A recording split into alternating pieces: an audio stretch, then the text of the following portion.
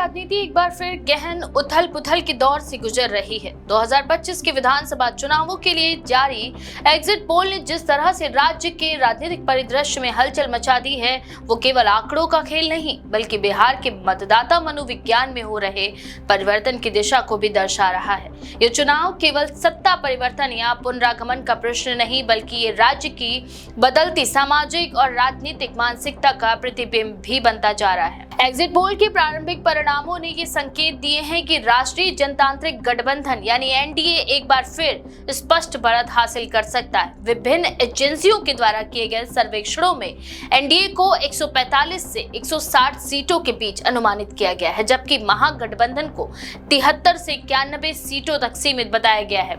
शेष सीटों पर छोटे दलों और निर्दलीय प्रत्याशियों का प्रभाव बताया गया है। यह अनुमान न केवल राजनीतिक गलियारों में उत्साह और चिंता दोनों का कारण बना हुआ है, बल्कि इससे राज्य में सत्ता समीकरणों की संभावनाएं भी पुनः खुल गई हैं। एनडीए खेमे में इन परिणामों ने आत्मविश्वास को बढ़ाया है। भाजपा और जनता दल दोनों ने इसे अपने विकास कार्यों और स्थिर शासन की स्वीकृति बताया। भाजपा के वरिष्ठ नेता और केंद्रीय गृह राज्य मंत्री ने कहा है कि बिहार की जनता ने बार बार दिखाया है कि वह विकास, सुशासन और स्थिरता चाहती है। नीतीश कुमार की छवि एक स्थायी और भरोसेमंद प्रशासक के रूप में है, अब भी उनके लिए पूंजी बनी हुई है। एनडीए के प्रचार में यह बिंदु लगातार प्रमुख रहा है कि बिहार ने लंबे वक्त के बाद स्थायित्व पाया है और उसे बनाए रखना ही राज्य के विकास की दिशा को निरंतर रख सकता है। दूसरी ओर विपक्षी महागठबंधन के लिए यह एग्जिट पोल निश्चय ही निराशाजनक संकेत है। महागठबंधन जिसमें राष्ट्रीय जनता दल, कांग्रेस और वामपंथी दल शामिल हैं, उनका पूरा अभियान सामाजिक न्याय, युवाओं के लिए रोजगार और भ्रष्टाचार मुक्त शासन के वादों पर केंद्रित रहा। राजद नेता तेजस्वी यादव ने कई रैलियों में कहा था कि ये चुनाव परिवर्तन का चुनाव है, लेकिन एग्जिट पोल के रुझानों ने फिलहाल उस परिवर्तन की संभावना को कमजोर बना दिया है। महागठबंधन के अंदरूनी सूत्र मानते हैं कि सीट बंटवारे और प्रचार प्रसार की एकरूपता की कमी ने उनकी रणनीति को नुकसान पहुंचाया। कांग्रेस के नेताओं ने यह भी स्वीकार किया कि विपक्ष की आवाज जनता तक उतनी मजबूती से नहीं पहुंच सकी जितनी अपेक्षित थी। हालांकि विपक्ष का ये दावा है कि एग्जिट पोल अक्सर वास्तविकता को पूरी तरह प्रतिबिंबित नहीं करते। उन्होंने पिछले चुनावों के उदाहरण दिए जब एग्जिट पोल गलत साबित हुए थे। राजद प्रवक्ता ने कहा कि बिहार के ग्रामीण इलाकों में मतदाता अंतिम क्षणों में निर्णय बदल देते हैं और इस बार भी ऐसा हो सकता है।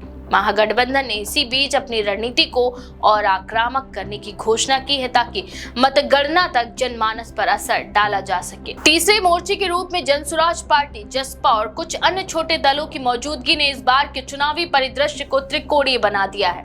प्रशांत किशोर के नेतृत्व वाली जनसुराज पार्टी ने नई राजनीति, नया बिहार का नारा दिया और अपनी चुनावी सभाओं में ये मुद्दा बार बार उठाया कि राज्य को अब जाति आधारित राजनीति से ऊपर उठकर नीतिगत शासन चाहिए। वहीं पार्टी ने शिक्षकों, युवाओं और महिलाओं के बीच एक वैकल्पिक जन आंदोलन की छवि बनाने की भी कोशिश की। हालांकि सीटों के लिहाज से इन दलों का प्रभाव सीमित दिखता है, लेकिन उन्होंने मुख्य दलों के पारंपरिक मतदाताओं में एक हलचल अवश्य पैदा की है।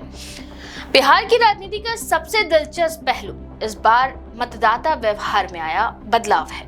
पहले जहां मतदान जाति और सामाजिक समूहों पर निर्भर रहता था, वहीं विकास, रोजगार, शिक्षा और स्वास्थ्य जैसे मुद्दे प्रमुख हो रहे हैं। बड़ी संख्या में युवा मतदाता जिनकी उम्र 18 से 30 वर्ष के बीच है, इस चुनाव में निर्णायक भूमिका निभा रहे हैं।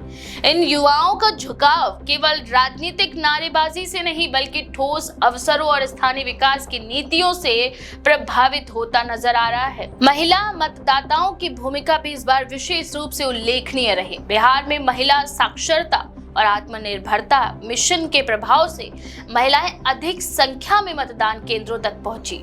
विभिन्न सर्वेक्षणों के अनुसार महिलाओं में एनडीए के प्रति अपेक्षाकृत अधिक विश्वास दिखाया गया है, विशेष रूप से उन योजनाओं के कारण जिनका सीधा लाभ उन्हें मिला है। दूसरी ओर विपक्षी गठबंधन की महिलाएं मतदाताओं तक पहुंच सीमित रही हैं, क्योंकि उनके मुद्दों को प्रचार अभियान में पर्याप्त प्राथमिकता ही नहीं दी गई। जातिगत समीकरण इस बार पूरी तरह से स्थिर नहीं हो रहे। पारंपरिक यादव, मुस्लिम और पिछड़ा वर्ग जो पहले राजद का मजबूत आधार माने जाते थे, उनमें विभाजन के संकेत मिले। ओबीसी और अति पिछड़ा वर्ग के कई उप समूह एनडीए की ओर लौट रहे हैं, विशेष रूप से भाजपा के रणनीतिक अभियान के बाद, जिसने इस समुदाय को केंद्र और राज्य योजनाओं के लाभार्थी वर्ग के रूप में लक्षित किया।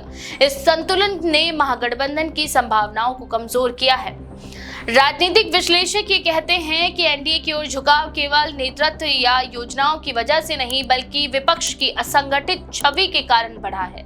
पिछले 2 वर्षों में महागठबंधन में बार-बार मतभेद और नेतृत्व संकट सामने आए, जिससे मतदाताओं में ये धारणा बनी कि विपक्ष एक वैकल्पिक शासन देने में सक्षम नहीं है। फिर भी ये भी सच है कि बिहार का राजनीतिक परिदृश्य कभी पूरी तरह अनुमान के अनुरूप नहीं रहता। राज्य की राजनीति में अक्सर अंतिम चरणों में अप्रत्याशित मोड़ देखने को मिले हैं। कई बार ग्रामीण इलाकों में मतदान के पैटर्न ने शहरी आंकड़ों को पलट कर रख दिया। यही कारण है कि राजनीतिक दल अब भी एग्जिट पोल्स के परिणामों को अंतिम राय नहीं मान रहे। इस समय एनडीए के भीतर भी पूर्ण एकता नहीं दिखती। जदयू और भाजपा के बीच कुछ क्षेत्रों में टिकट वितरण और क्षेत्रीय प्रभुत्व को लेकर तनाव रहा। भाजपा ने कई सीटों पर अपने उम्मीदवारों को प्राथमिकताएं दी, जिससे जदयू के स्थानीय कार्यकर्ताओं में असंतोष भी फैला। हालांकि दोनों दलों की शीर्ष नेतृत्व ने सार्वजनिक रूप से एकता का संदेश देने की कोशिश की है, लेकिन अंदरूनी मतभेदों की खबरें लगातार सामने आती रहती हैं। वहीं महागठबंधन के भीतर भी स्थिति सरल नहीं है। राजद और कांग्रेस के बीच सीटों को लेकर हुए विवाद अब भी कार्यकर्ताओं के मन में असर छोड़ गए हैं। वाम दलों के प्रति उपेक्षा की भावना भी इस गठबंधन के अंदरूनी समीकरणों को कमजोर कर रही है। जहां कुछ इलाकों में वाम उम्मीदवारों ने महागठबंधन प्रत्याशियों के खिलाफ प्रचार भी किया, जिससे विपक्ष के मतों का विभाजन हुआ है।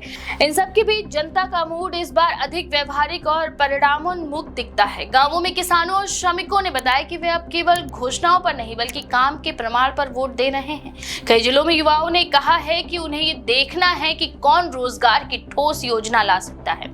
इसी तरह महिलाओं ने कहा है कि उनके लिए सुरक्षा, शिक्षा और स्वास्थ्य सबसे महत्वपूर्ण मुद्दे हैं। वहीं महागठबंधन के अभियान में आक्रोश तो था, परंतु उसमें ठोस वैकल्पिक दृष्टिकोण का अभाव भी देखने को मिला। तेजस्वी यादव के भाषणों में भ्रष्टाचार और बेरोजगारी के मुद्दे बार बार उठे, लेकिन वे स्पष्ट नहीं कर सके कि उनकी सरकार इन समस्याओं का समाधान आखिर कैसे करेगी।